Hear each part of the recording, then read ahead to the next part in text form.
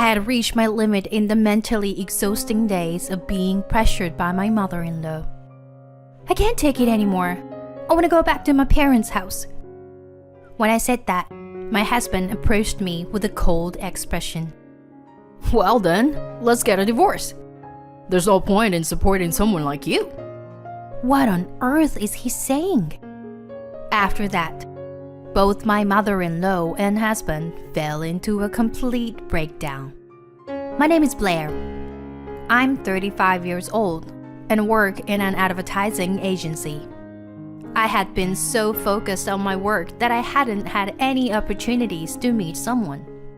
Blair, you're already 30. Have you thought about getting married? Yeah, but I'm not really interested in that kind of thing. At that time, my parents gently urged me to consider marriage. However, I purposely avoided having any interest in marriage back then. I lacked confidence in myself when it came to romance. In fact, I had become quite timid when it came to romance. I was afraid that even if I desperately tried to find a boyfriend, we would break up before reaching marriage. I didn't want to be filled with expectations and then be betrayed. Just the thought of it made my heart ache. I had been through a terrible breakup with a boyfriend in the past. I thought he cared for me, but it turned out he was cheating on me with multiple women. When I confronted him about why he would cheat, he made cruel remarks. If you eat French cuisine and high-end steaks every day, won't you get tired of it? Don't you ever feel like having something light and subtly flavored? Huh? What are you talking about? It's normal to occasionally want to have fun with other women. That's what I mean. He said that and mocked me. This incident became the catalyst for my fear of love, and I closed my heart off to men. I hadn't told my parents about this, but somehow they seemed to understand that I was afraid of romance. In reality, I wanted to have a proper relationship, get married, and make my parents happy. But I couldn't take that first step easily. Amidst all of this, one day, I had a fateful encounter. It happened at my workplace. We've secured a new deal this time. You be in charge of that company, Blair. Upon hearing that from my boss, I went to introduce myself to the new client. Nice to meet you. I'm Holland, in charge of N Company. Nice to meet you too. I'm Blair, from S Company. We exchanged business cards, and in that instant, I fell in love at first sight with the man who was my counterpart. Harlan's appearance, atmosphere, and voice were all my liking. From then on, I looked forward to every visit to his office. He always interacted with me with a refreshing smile, and I couldn't help but feel excited. Before I knew it, I found myself smiling and laughing like a fool. But of course, I still managed to handle my work perfectly. Blair, you're really capable at your job. There's a lot I can learn from you. No, that's not true at all. Oh, come on. You don't have to be so modest. By the way, if you were interested, would you like to have a meal together sometime? Whenever you're free, after things settle down with our current project. Yes, definitely. I naturally accepted his invitation to have a meal together. The old me would never have done such a thing. Strangely, I felt naturally inclined to accept his dinner invitation. A few days later, we went out for a meal after work. He was very gentlemanly, and the conversation was incredibly enjoyable. While he was serious during work, in private, he had a great sense of humor and was friendly and cheerful. That's why I found myself becoming more and more attracted to him. It had been a long time since I had developed feelings for someone. And from then on, he started inviting me out for meals regularly. Being with you, Blair, makes me feel very calm. Oh, is that so? I'm happy to hear that. Yeah.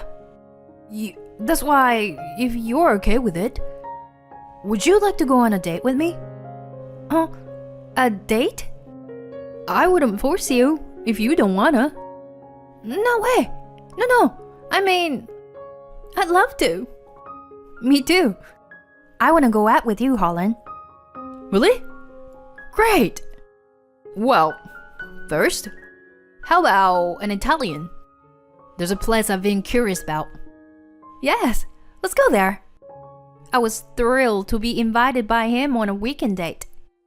I even bought new clothes for the occasion after a long time. With determination, I embarked on a date with Harlan. That outfit looks good on you. It suits you very well. Oh, thank you very much. He praised the new clothes I bought, and I thought he was a caring and kind person.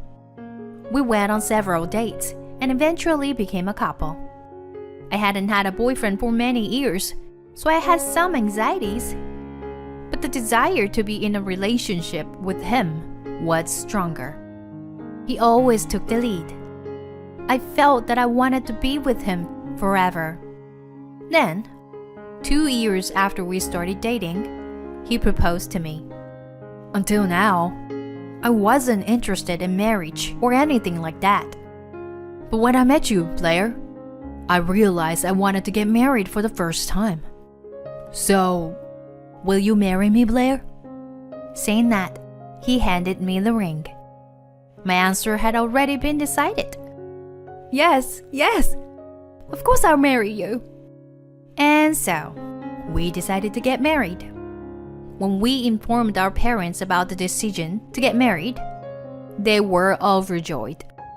Seeing my mother shedding tears of happiness, I felt a twinge of regret for causing her so much worry. I was glad that I could fulfill my duty as a daughter by getting married.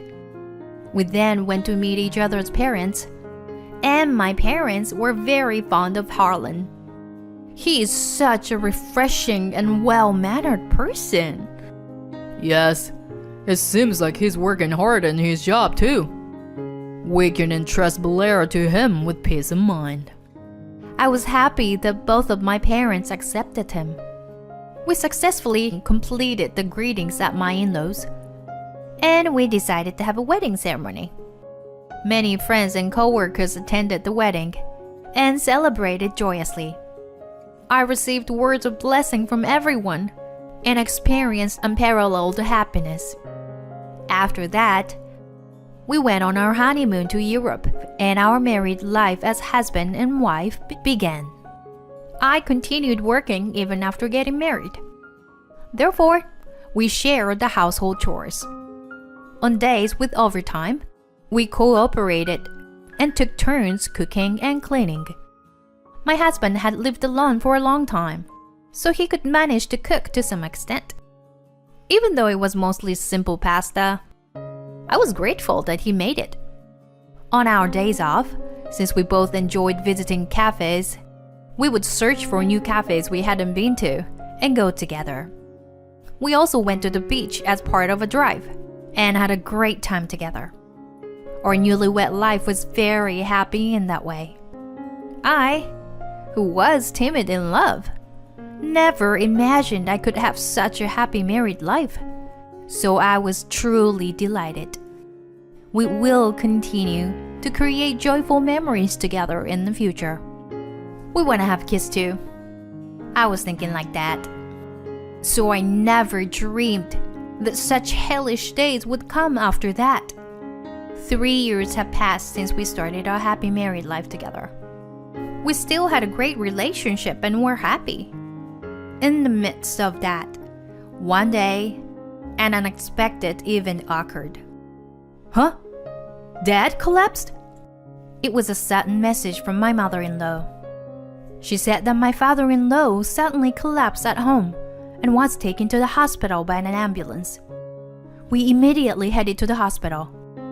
The cause seemed to be a heart attack. He underwent emergency treatment, but my father-in-law passed away. Why did you leave me behind? My mother-in-law, seeing my father-in-law sleeping in the hospital room, broke down in tears. Both my husband and I were deeply saddened by his death.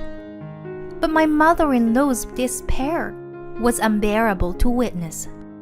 Even during the funeral, she was engulfed in sorrow. It seemed like my husband had some thoughts as he observed her state. After the funeral, my husband approached me and said something like this. Leaving mom alone is a concern. I'm thinking of living together in my parents' house. Huh? Living together? Yeah. Seeing mom's despair worries me. What do you think? Harlan, to be honest, I wasn't very enthusiastic about living together. I thought about whether it was the right thing to do for the sake of my husband. Okay, let's do it. Thank you, Blair. I'll contact mom right away.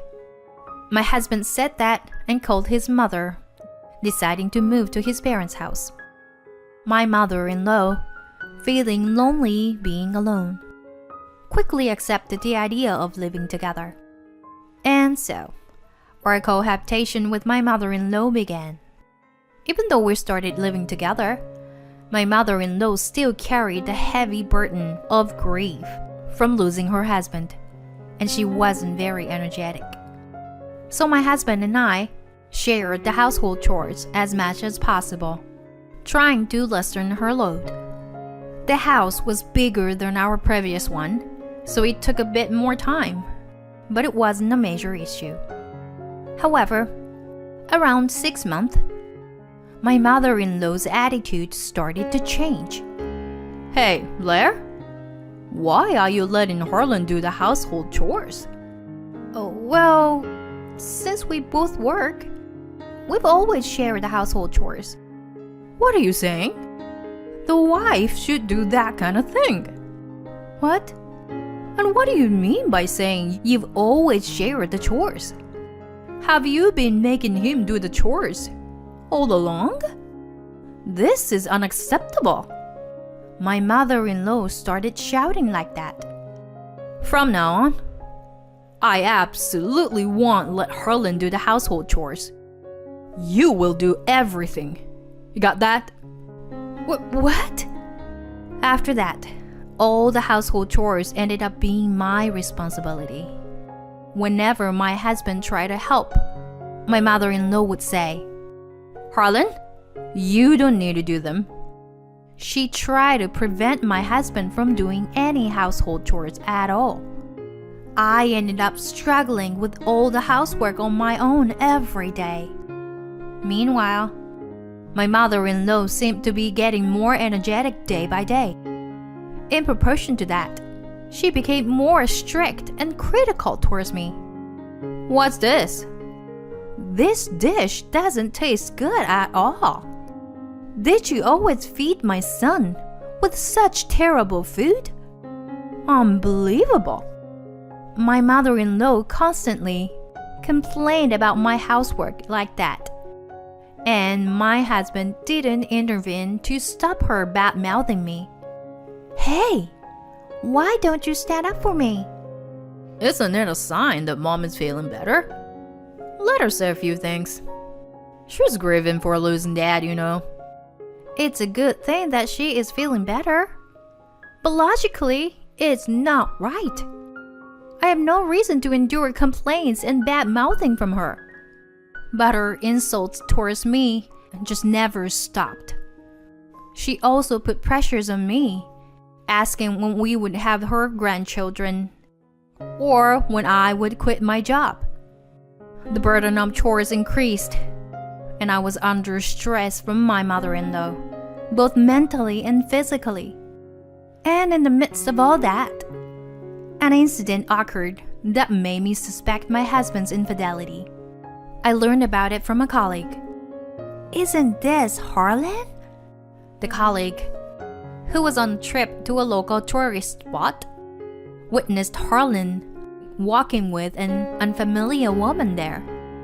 Harlan had said he was on a business trip that day and wasn't at home. When I looked at the photos sent by my colleague, there was no doubt it was Harlan. Perhaps she was someone he was traveling with on a business trip. Or maybe... But the casual clothes they were wearing and the way they walked arm in arm left no room for doubt. It was clearly not related to work. I felt an overwhelming sense of despair. My husband was cheating on me. He had betrayed me. So this is why he didn't stand up for me against my difficult mother-in-law. I couldn't live together with him anymore. I decided to hire a private investigator.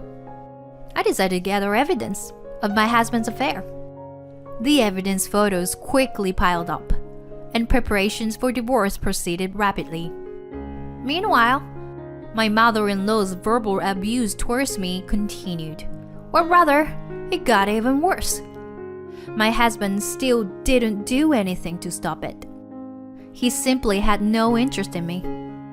I guess he was too preoccupied with his affair partner. Amidst busy work and household chores, I managed to find some time and finally completed the preparations for divorce with the help of a lawyer. Every day I was mentally cornered by my mother-in-law and I had reached my limit. One day I called my husband and said, "I can't take it anymore. Please let me go back to my parents' house. Your mother's attitude towards me is just too terrible." Upon hearing this, my husband responded with a cold expression. If that's what you want, then let's get a divorce. There's no point in supporting someone like you. I've been frustrated, with the fact that I have very little money to use. I couldn't understand what he was saying. I earn my own money, just like him. My salary is not any less than his. Furthermore, I do all the household chores. In an instant, my remaining love for my husband vanished. Well, there was no other choice but to divorce, especially considering his affair. Fine, let's get a divorce. My husband was surprised by how readily I agreed to divorce. There was no reason to hesitate anymore. The following week, I immediately began the divorce proceedings. I started packing my belongings to return to my parents' house. That's when my mother-in-law said, Did you decide to get a divorce by any chance? "I always thought that a woman like you wasn't a match for Harlan." She continued to belittle me, even now. And my husband joined in and laughing alone. Yeah, you're right, Mom. I'm glad that the divorce is happening. Ignoring the two of them as they laughed, I left my in-laws' house. Afterward, both my mother-in-law and husband experienced a rapid downfall. I immediately sent proof of delivery to my husband's workplace through my lawyer. The contents, of course, included a demand for compensation for the affair. I also claimed compensation for the mental anguish caused by the constant harassment from my mother-in-law. As a result, everyone at my husband's workplace came to know about it. Career advancement is out of the question. My husband will likely be demoted or fired. As for the affair partner, she couldn't bear the cold stares from her surroundings and voluntarily resigned. And it seems that my ex-mother-in-law and ex-husband have the worst relationship imaginable. It's because of you, Mom, that I have to pay a large amount of compensation. What did you say? It's because you had an affair. It seems that my ex-husband blamed my ex-mother-in-law and they cut ties with each other. Furthermore, my ex-mother-in-law's harassment of me became known among the neighbors, and she became isolated, spending her days in loneliness. On the other hand, I have been living with my parents and working hard on my job. In the summer, I decided to move out of my parents' house and purchase a new home. With a substantial amount of compensation and my diligent work, I recently received a promotion. I want to continue working hard and earning a living. I'm excited about the new house, and I'm thinking of finding new hobbies and enriching my life. From now on, I will live for myself and focus on my own happiness.